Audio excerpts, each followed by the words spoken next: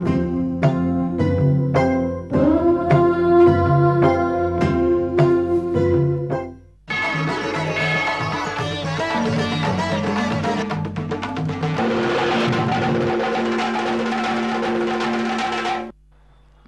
భూతాలమేనండి. అంటే ఉండి పెరిగేవన్నీ భూతాలు అంటారు. చెట్లు కావచ్చు, కీటకాలు కావచ్చు, మనుషులు కావచ్చు, దేవతలు కావచ్చు, వీరందరినీ కూడా కలిపి భూతాలు అని అంటారు. అంటే శరీరము ఆత్మ కలిపితే ఒక భూతం. ఈ భూతానికి మళ్ళీ తిండి అందరికీ ఒకే తిండి ఉండదండి. మనుషులకి తిండి వేరు, మనుషుల్లో మళ్ళీ రకరకాల మనుషులకి తిండ్లు వేరు, జంతువులకి తిండ్లు వేరు, కీటకాలకి తిండ్లు వేరు, ఒక్కొక్కరికి తిండ్లు వేరే వేరే ఉంటాయి. కానీ అందరికీ తిండి అయితే కావాలి. చేత తిండి వల్ల భూతం, ఆ భూతం చేయవలసింది ఇందాక మనకి చెప్పాడు, ఒక చక్రంలాగా. ఈ చక్రాన్ని అతిక్రమించి ఏ ప్రాణి బ్రతకదు.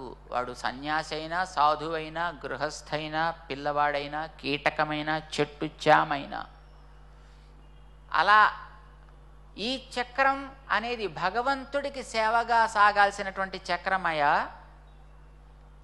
ఇలా గుర్తించి కనుక నువ్వు జీవించగలిగితే దానికే యజ్ఞం అని పేరు.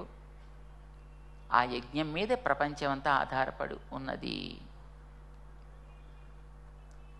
ఇది నువ్వు గుర్తించాల్సి ఉంటుంది. దానికోసం బ్రతికితే అది మంచి బ్రతుకు, అది కాకుండా బ్రతికితే అది పాపపు బ్రతుకు. ఆర్జన పాపపు ఆర్జన, దాని భోగము పాపపు భోగం అంటాను. తినే తిండి కూడా పాపము తినుట అనే అవుతుంది సుమా అని భగవంతుడు చెప్పి, దీనికి పెద్దల యొక్క వాక్కే ప్రమాణము సుమా. వారు ఆదేశించిన రీతిలో మనం సాగాలి. ఆయా పనులు వారు ఎంతెంత చేశారో గుర్తించి మనం కూడా అలా చేసే ప్రయత్నం చేయాలి. అలా చేస్తూ ఉన్నప్పుడే నువ్వు ఇతరులని మంచి మార్గంలో పెట్టగలుగుతావు.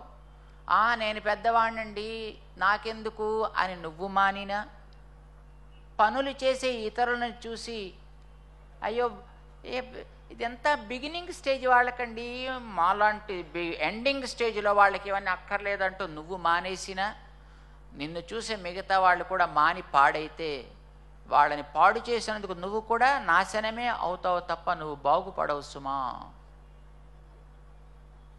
నీ సంగతి ఎందుకయ్యా, నన్ను తీసుకో, నేను సాక్షాత్తు భగవంతుణ్ణి, నాకే బాధ్యత ఏ బంధము నన్ను అంటదు. కానీ నేను కూడా చూసావా, నన్ను చూసి మరొకడు పాడు కాకూడదు అని నేను కూడా నియమాలని పాటిస్తూనే ఉన్నా.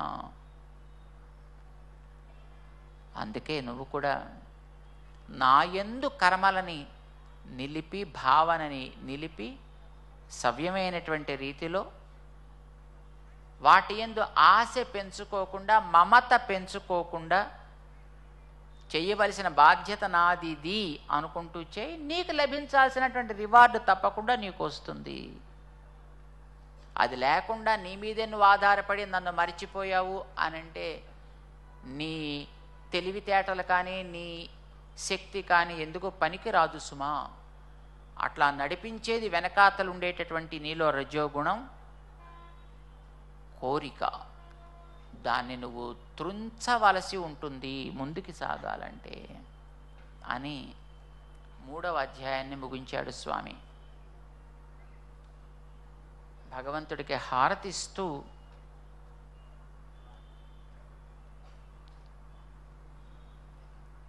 ఆయన ఆదేశించినటువంటి నియతమైనటువంటి